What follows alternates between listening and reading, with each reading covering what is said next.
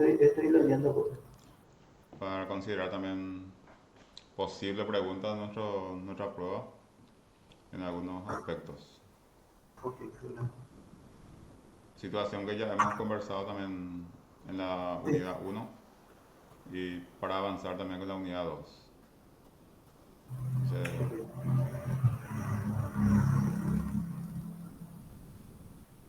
o sea, no precisamente para responder, sino Sí, para para tener en tener cuenta. presente. Para el estudio, sí, profe. Sí, y también así como planteamos, no precisamente tiene que ser sobre bibliografía, sino lo que el estudiante también a partir de su interpretación pueda aportar en el momento que responde.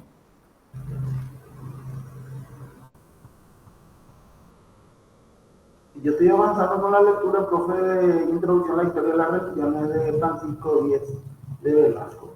Sí, es bastante extenso. Sí, bastante extenso, fue interesantísimo. Sí, Eh, Digo, bastante interesante. y nosotros tenemos algunos apuntes así también de lo que es la introducción a la fenomenología que ustedes también iniciaron vez pasada con el profesor Orwell. Sí, Así a modo de recordatorio, entonces vamos a decir que y vamos a entrar también en eso, la fenomenología, lo que es unidad 2 clase uno nos ubicamos entonces en la plataforma. me da algo pues seguro. Sí, entonces también para ir tomando notas así para los aspectos que podía ser falso verdadero, opción múltiple, pregunta directa. Entonces ahí vemos que es una corriente que surge en el siglo XX, su fundador Helmut Husserl, y también algunos que continúan eso, está Max Scheler, Heidegger, Ponti, Sartre y Levinas, entre lo que podemos también nombrar. Podemos decir que su origen se debe a una situación netamente filosófico, hasta se puede decir de carácter, hasta para muchos, una cuestión muy formal, hasta incomprensible, ¿verdad? O sea que también como toda corriente ha recibido muchas críticas, pero hoy día o sea que a partir de ahí el hecho también de que se expandió más allá de lo que la enseñanza de filosofía también hoy día se usa muchísimo en investigación, en metodología de investigación. Entonces, el diseño fenomenológico, no cambia mucho su significado, pero lo que hay que revisar si en la práctica es posible su logro. Porque también esa parte es lo que se cuestiona, porque acá hay solamente dos componentes, que es la conciencia y la esencia, ¿verdad? La, en otro término, la realidad, lo que la mente tiene la capacidad para captar de esa realidad. Si uno se ubica en el plano religioso, va a notar también que la experiencia que lleva ese apellido religiosa tiene que brindar datos al investigador. ¿Por qué? Porque el filósofo de la religión o el que se dedica a la investigación en este caso va a tener que cumplir como una metodología, no como una filosofía así profunda en sentido formal, como nos plantea el fundador, ¿verdad? Entonces tiene un aspecto metodológico. ¿Qué hizo Husserl en su momento? Criticó el positivismo por su fracaso en ocuparse de temas relacionados con el sentido y los valores. Porque más bien ellos en su demarcación lo que hacía es más rechazar que estudiar lo que se podía aceptar. O sea, que no es ciencia, entonces aquello que no cumple con los requisitos, entonces no es absurdo conversar de ello. Entonces también uno puede tener esa consideración de que ellos han perdido mucho tiempo, ¿verdad? En ese aspecto de la demarcación. Pero eso ya desde una visión también paralela. De hecho, que uno cuando defiende una teoría va a poder, o sea, también va a poner ese tipo de situaciones. El rechazado el psicologismo y el pensamiento naturalista, Husserl propone la fenomenología como ciencia rigurosa capaz de describir los actos de la conciencia, proporcionar objetividad al conocimiento y practicar la filosofía como una ciencia verdadera y precisa. O sea que solamente esa conexión, según su visión, puede dar un conocimiento certero. O sea que la conciencia, lo que atraviesa un poco lo que respetaba mucho Kant, el hecho de lo que se puede conocer en cuanto a la esencia. Y lo que hay que ver, por ejemplo, si la esencia es posible su concepción también, o sea que su aprehensión, mejor dicho, por parte del ser humano. Entonces, para la fenomenología sí, eso es posible. Es una manera de aplicar también de forma adecuada el método. Este señor Husserl entonces introduce la noción de intencionalidad, que permite a su juicio la denominada por él intuición de esencia. O sea que la intuición en este caso se entiende como el conocimiento directo, el conocimiento sin intermediario. Estamos diciendo la relación que hay entre la conciencia y la esencia, sin pensar todavía que esto está dentro de la religión. Entonces, al unir sujeto conocente y objeto conocido, dado que el conocimiento es siempre conocimiento de algo, por eso habla de intencionalidad, porque siempre se apunta a algo cuando hablamos de un conocimiento, y no conocimiento a seca. Permite superar el dualismo que desde Kant padece la reflexión filosófica. Justamente lo que estábamos diciendo. En Kant solamente una parte a una parte puede acceder el conocimiento. Y hay otra parte donde el conocimiento no puede acceder. Por eso él habla Profe, de fenómeno y noumeno. Sí, Lisandro. sí, aquí donde dice, por ejemplo, denominada por el intuición, por la intuición, eso es Sí. lo que realmente en la religión se considera como la fe de No, esencia. y hay que ver si la metodología lo permitiría intuir esa esencia. O sea que, es decir, la conciencia tiene la capacidad para captar esa esencia que se llama fe. Nosotros así como fe tal no vamos a poder aprender, pero a partir de las manifestaciones de la fe sí podemos. Y nuevamente hay que caracterizar también para ubicarlo dentro de una situación específica, aquello que nosotros vamos a denominarlo persona de fe. Porque la fe como tal es un simple concepto, pero se manifiesta en las prácticas, eso sí. Entiendo. Entonces por ahí va el tema de la intención.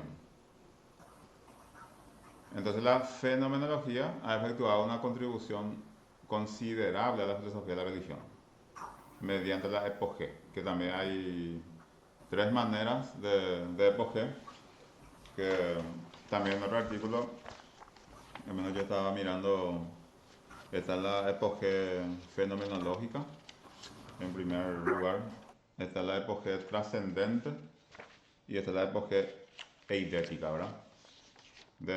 Cuando hablamos de la epogé fenomenológica, por el cual se suspende el juicio por la existencia del mundo, o de los objetos que están dentro de él, o ambas cosas. Cuando hablamos de epogé trascendente, se suspende la creencia en la existencia propia como ser humano particular. Y la reducción eidética, por el cual se progresa del mundo de lo real al mundo de lo posible. O sea que paso de la vivencia a la existencia. O sea que esto también tiene su proceso y su forma. Nosotros, por ejemplo, de manera muy general vamos porque en realidad es un préstamo del método para entender también un poco más la experiencia religiosa. O sea, nuestra asignatura no se llama fenomenología, sino hacemos una introducción para entender o tener una aproximación también de lo que representa en el mundo del estudio de la religión. Entonces, mediante la intencionalidad, escapa a todo subjetivismo y respeta el ámbito de lo sagrado. Porque ahí ya no entra el me parece, ¿verdad? Sino entra ya la intuición directamente. Intuición recordamos entonces que es el conocimiento directo, sin intermediario. O sea, por intuición de esencia procede en fin el descubrimiento inmediato de la significación del fenómeno religioso. O sea que es difícil hasta cuando uno piensa, ¿verdad? Cómo mi mente va a captar la esencia haciendo todos los rechazos, ¿verdad? La reducción, como la reducción no se limita totalmente ya a la conciencia y la esencia. Entonces se conoce por intuición, dice, ¿por qué? Porque no hay ningún intermediario. Incluso nosotros, nuestra manera de pensar, nuestra creencia, nuestro historial así en cuanto a cultura tenemos que eh, dejar de lado, porque también eso puede ser un sesgo, como dice el planteamiento. Y no sé si una persona que tenga 30 años me lo va a tener esa condición. El- o bien son ideas también que tenemos de la verdad, por ejemplo, que teóricamente podemos estudiar, pero en la práctica es difícil porque es como borrar también toda la historia que uno tiene en la cabeza para poder construir el conocimiento auténtico. O sea, el conocimiento, En eso, sí, claro, profe, en eso es lo que radica el mayor esfuerzo en esta etapa, ¿verdad? Borrar lo que ya uno tiene como una suerte de estructura mental, en sí, donde quiere romper esa pared para poder ingresar a ese conocimiento, pero es muy duro porque siempre se le presentan las ideas ya conseguidas y eso es lo que marca más o menos la línea, la tendencia del pensamiento. exactamente. O sea, no es sencillo ni para captarlo en forma teórica, en la práctica, ni qué decir. Entonces, las dificultades de la fenomenología también yo anoté algunas cosas en mi cuaderno, algunos obstáculos epistemológicos que podría ser las barreras idiomáticas que dificultan el acceso a la bibliografía. O sea, nosotros lo que sabemos por referencia así. Que alguien contó al otro, el otro le contó al otro y así, no sé en qué nivel nosotros nos encontramos en el paso de la información. Entonces, el primer obstáculo es la barrera idiomática. Segunda barrera, podemos decir complicaciones implicadas en la relación interdisciplinaria entre filosofía y sociología. Porque fíjense que el tema de la religión se estudia como masa. Entonces, en principio podría ser una sociología, ¿verdad? Sin ser todavía sociología de la religión, pero tiene sentido y más sentido cuando se hace en conjunto.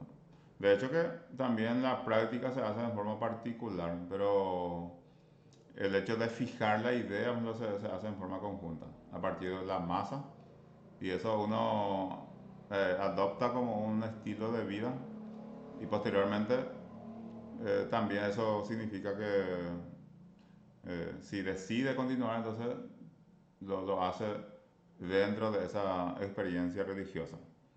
También tenemos como obstáculo prejuicio negativo contra el abordaje fenomenológico, porque hay muchas opiniones negativas respecto a como que no tenía o no va a tener validez en cuanto a la idea que tiene de captación del conocimiento.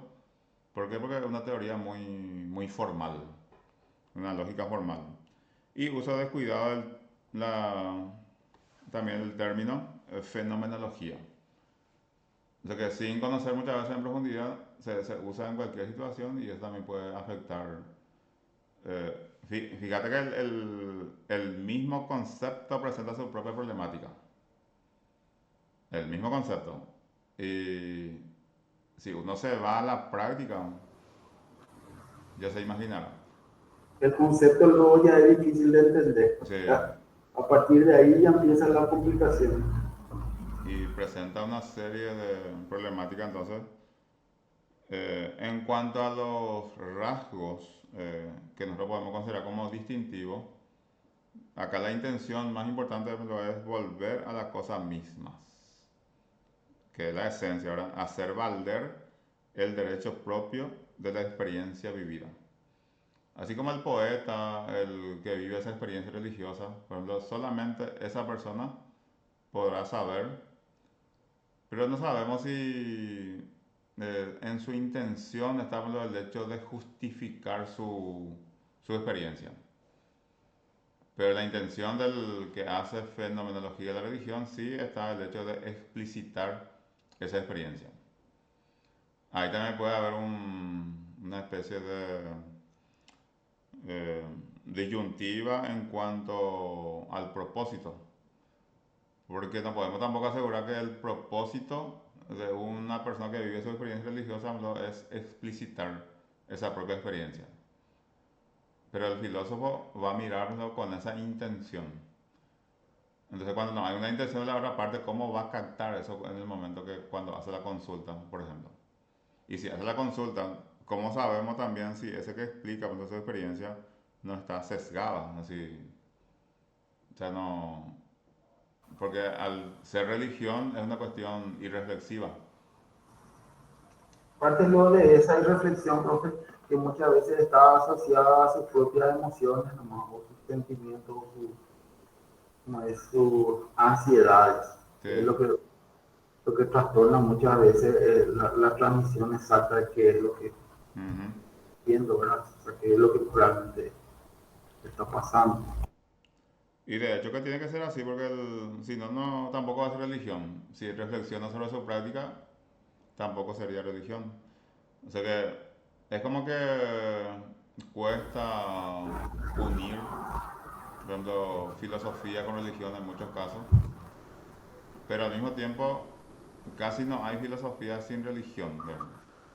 O sea que no, casi todas las corrientes filosóficas hacen mención a la práctica del ser humano que tiene que ver con lo que consideran algo más elevado que él en cuanto a su categoría. Ah, claro, claro, claro. No como religión así específica como el cristianismo que nosotros conocemos más, pero O sea, pero no como divinidad, sí, sino como algo que está por alcanzar siempre, sí. algo superior.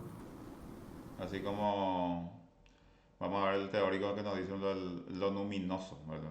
Luminoso. O sea que la forma que se manifiesta lo sagrado en el ser humano, o ante el ser humano. Luminoso. Numinoso, numen. Numen o, en términos adjetivos, luminoso. Vamos a alcanzar eso, si no es hoy, mañana, ¿verdad? También para entender en qué consiste. Bueno, entonces los rasgos distintivos, dijimos volver a la cosa misma. El segundo, utiliza la epogea y la reducción.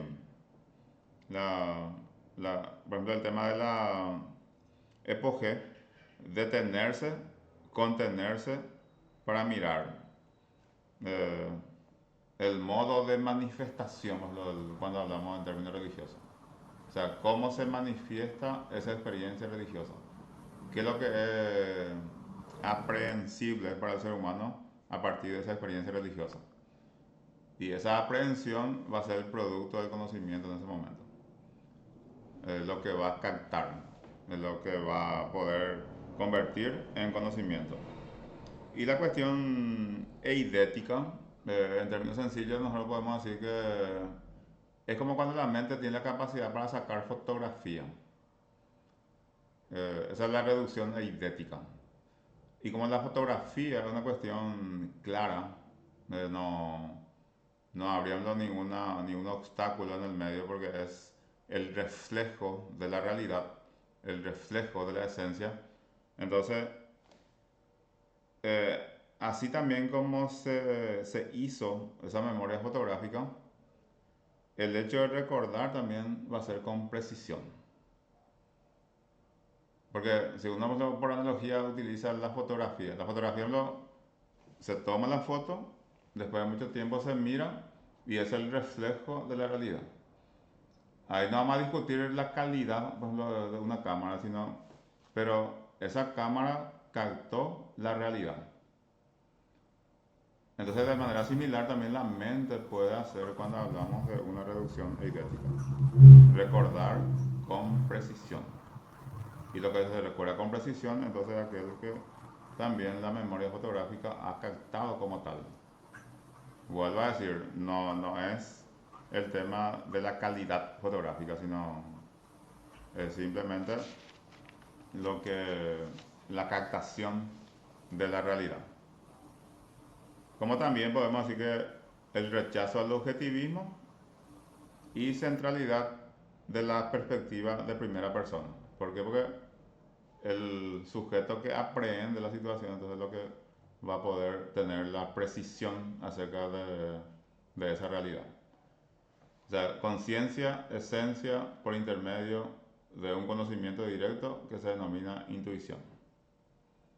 O sea que el conocimiento intuitivo entonces es el que propone, y el conocimiento intuitivo entonces vamos a entender como conocimiento sin intermediario en la fenomenología. Conocimiento sin intermediario. Bien, en cuanto a eh, vamos a decir, su metodología así como tal, entonces una metodología descriptiva, porque primero describe y luego reconstruye. Por ejemplo, eso en falso verdadero si sale Lisandro y lo que escucha en el reporte de esta clase, vamos a tener en cuenta que la metodología la corriente fenomenológica entonces es la descriptiva reconstructivista. Esa es una manera también sencilla de entender porque primero se describe y esa descripción se recupera, se reconstruye. Recordando como esa imagen la fotográfica, Sí. que eso queda en la mente como un recuerdo, pero ese recuerdo es claro, es preciso. Momentos claros que después uno trae al presente, pues. Sí, y es la idea justamente que para que el conocimiento sea de carácter sostenido. Porque estamos hablando de la posibilidad de conocimiento justamente. Cuando hablamos de un método que es capaz de captar también el conocimiento. Ahora, hay una pregunta también no me estoy fijando ahora mismo en la diapositiva, sino en las anotaciones. ¿Quién es el sujeto de la fenomenología? Y depende del autor a quien uno le lea. Entonces, podemos decir lo que el subjetividad para Husserl. El para sí, Sartre. Sujeto encarnado puede ser Merleau y Ponty. Como también el ser ahí de Heidegger. O sea, no podemos decir lo que el sujeto de la fenomenología lo es solamente para Husserl. Para él va a ser el ego, la subjetividad. Para Sartre va a ser el ser para sí. El sujeto encarnado, Ponty. Y ser ahí es Heidegger. Entonces también la cuestión. Y esa expresión intencionalidad significa orientarse hacia, dirigirse hacia algo. Pues siempre esa intención va a haber de por medio cuando hay eh, una motivación también del sujeto de conocer. Entonces la descripción fenomenológica, que es lo más importante acá, eh, guarda relación directa con la reflexibilidad. La reflexibilidad significa autorreflexión, porque ahí no hay, así como dijimos, no hay un intermediario, sino el sujeto para sí. Por eso que Sartre dice ser para sí. Y Heidegger va a decir el ser ahí. Solamente esto va a significar lo mismo que el ego para ¿Cómo se graba esto? el ¿Se puede primero, grabar? ¿verdad? Del ego, subjetividad, de Husserl, el para sí, Sartre, sujeto encarnado, Merleau-Ponty y ser ahí, Heidegger. O sea, lo mismo, a la misma cosa se refiere, solamente que cambian eso su concepto. Y ahí está el tema de la reflexibilidad y la autorreflexión. También excepción de prejuicio de cómo desmontar el fenómeno. O sea, es como eh, desestructurar el fenómeno para poder entender mejor. ¿Sí, Alejandro? No, profe, estaba nomás analizando para poder entonces darle una profundidad a esto. Tengo que leerle a Heidegger y a Sartre sobre el tema de la fenomenología y Sí. a Heidegger. En caso de que quiera profundizar la fenomenología como tal, ¿verdad? Pero la fenomenología de la religión, tenemos nuestra referencia ahí dos documentos que... Sí, no, porque estaba usando nomás esa referencia. Sí, Porque alguna vez hice un curso justamente en la fenomenología del espíritu de, creo que fue Heidegger, Hegel, de Hegel, sí, con un profesor de mexicano sí, muy conocido, tiene un podcast, y realmente me costó muchísimo, ¿no? Por sí. eso estaba pensando en volver a escuchar ese podcast, ¿no?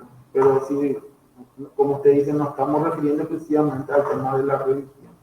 Tomamos como referencia nada más, Sí. también para poder entender lo que, en nuestro caso al menos.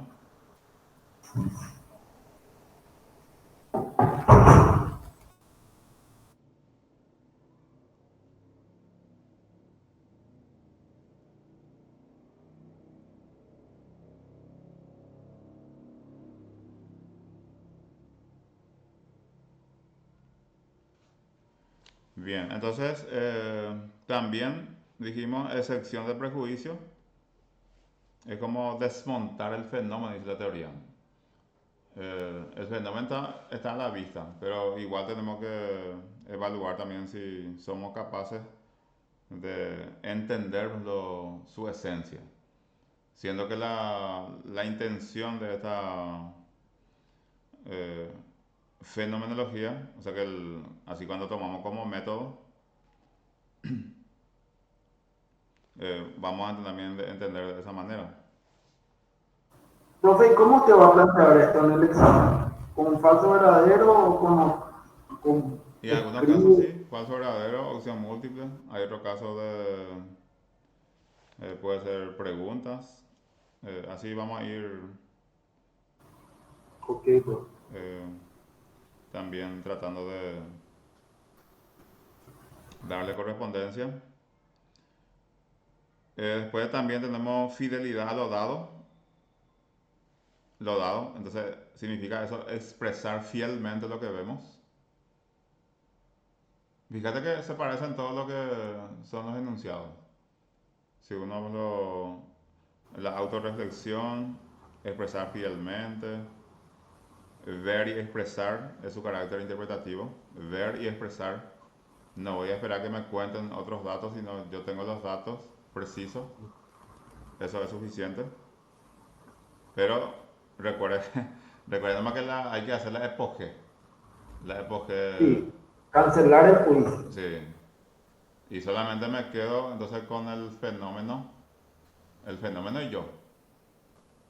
Pero ¿cuál es la eh, situación lo que a mí me va a permitir entender que la epoge como yo hago corresponde? Sí, ¿Verdad? sí, sí. O sea que, ¿quién es mi árbitro? Ese es el gran tema. Claro, porque es como un círculo vicioso. Siempre te vas a conflictuar de nuevo si realmente Sí, un cancelado el juicio realmente es la suma de muchas otras cosas que ya están implícitas dentro de uno. ajá. No, es sencillo.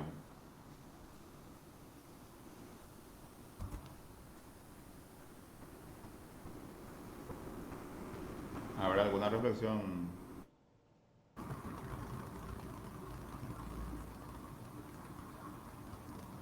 No, en esta etapa, profesor, simplemente el estudio de la filosofía de la religión es justamente eso, de cómo poder abstraerte de toda una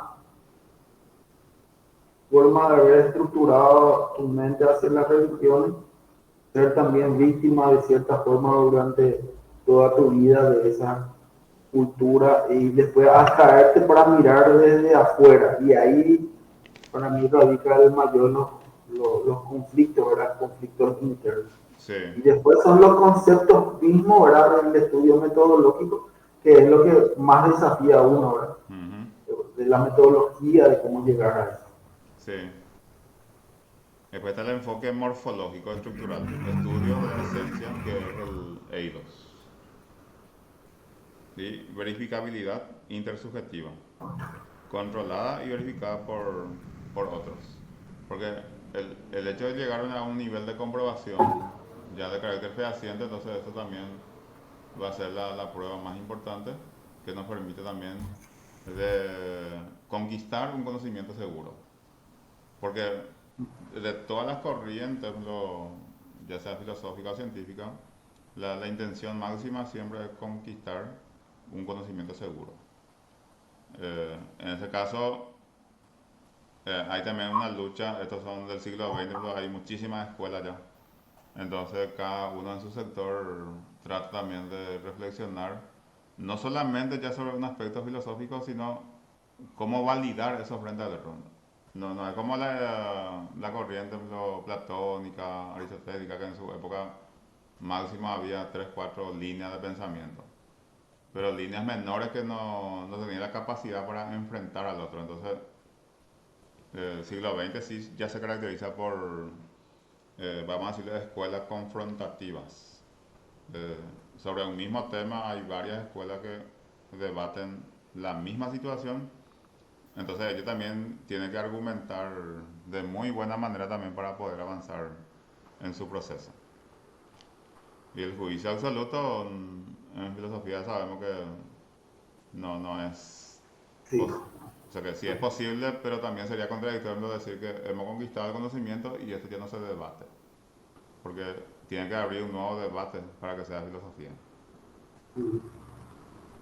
Entonces ahí yo le mencioné las dificultades en lo que puede haber. Entonces al no fundamentar la afirmación teísta, este método no logra establecer sobre bases sólidas los argumentos que permiten definir las condiciones de autenticidad de la experiencia propiamente religiosa. ¿Por qué? Porque el ser religioso no va a pedir la demostración, porque la fe ya es suficiente. Ahora el que mira de afuera sí va a pedir más cosas, pero no, tampoco sería eh, la intención máxima en ese sentido.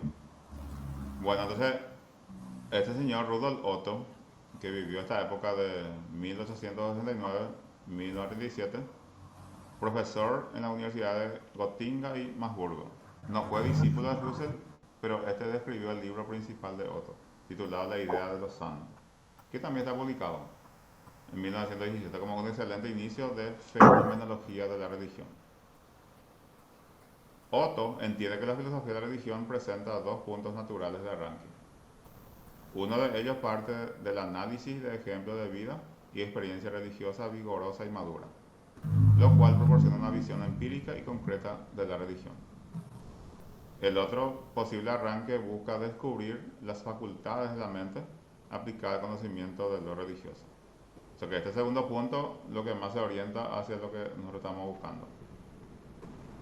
Juntos los elementos racionales y no racionales de la experiencia religiosa en relación con la categoría de los santos. Ahí está. Los santos es para Otto una categoría especial para interpretar y valorar la religión.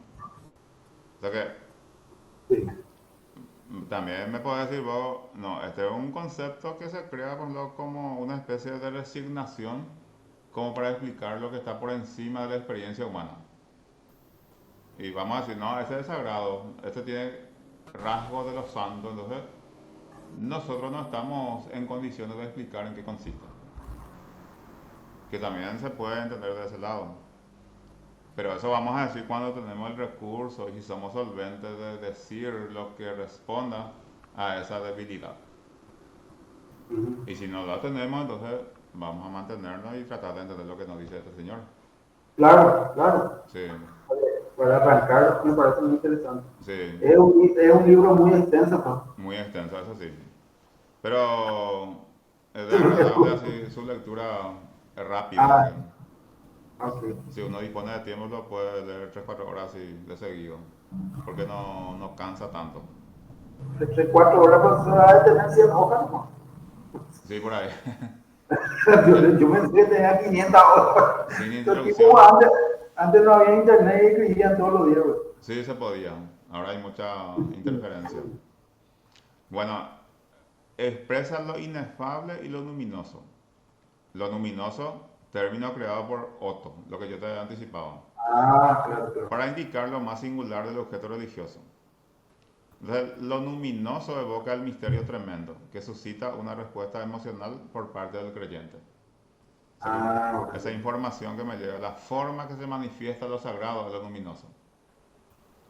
Entonces, Otto se ocupa principalmente del elemento racional de la religión. Lo irracional en esta es para él la dimensión oculta que permanece después de haberse agotado los medios de análisis conceptual. Igualito también que Kant.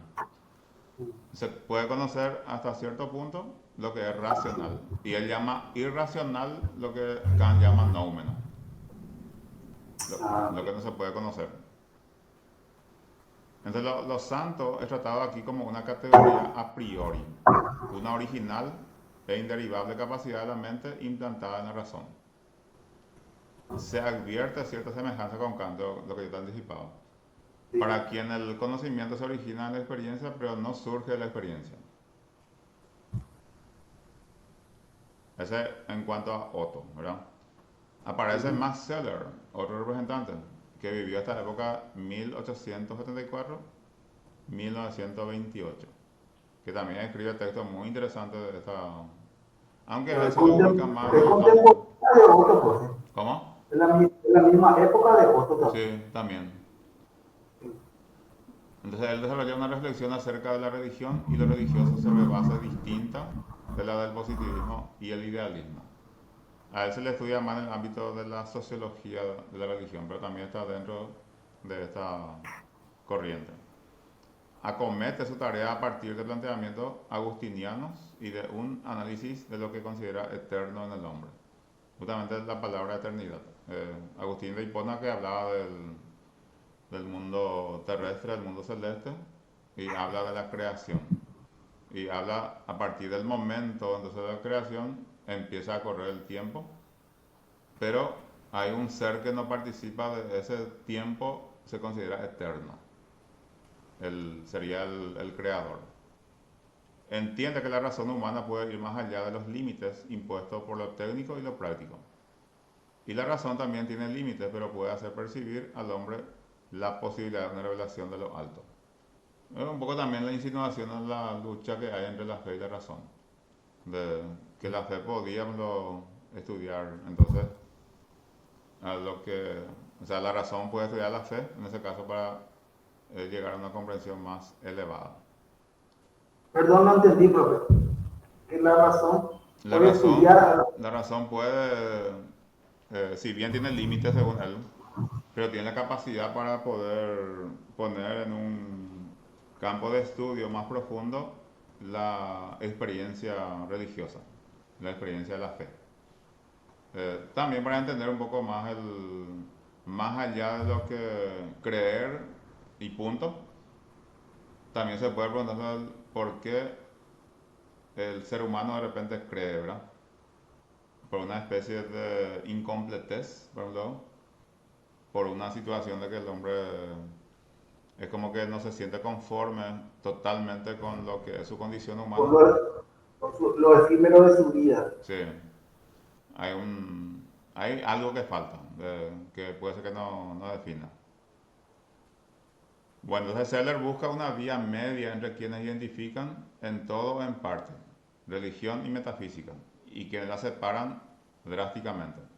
Porque hasta cierto punto también se puede explicar. Y aquello que no se puede explicar, entonces vamos a dejar ya el campo de la metafísica, porque está más allá del mismo término otra vez de lo anterior, solamente que le va dando otro nombre. Piensa que el Dios de la religión puede ser idéntico en la realidad con el absoluto de la metafísica. Y de hecho que es así. Pero no son lo mismo como objetos intencionales. pues, también por el tipo de ritual que se le pueda rendir, ¿verdad? Dependiendo de una función muy religiosa y otra función también filosófica, cuando hablamos del absoluto, por ejemplo.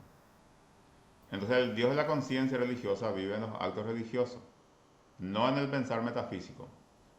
Y el fin primario de la religión es la salvación, no el conocimiento del mundo. O sea que Dios, salvación, el absoluto metafísico es el conocimiento del mundo y su frontera. Que no, quizá también tampoco haya demasiada diferencia, pero se explica en otros términos. Aunque alaba la obra de Rudolf Otto, Searle rechaza su epistemología kantiana, si bien tiene en cuenta su análisis de los santos. Eso es un simple comentario que no, la intención, al menos de este documento, no es profundizar. Sí.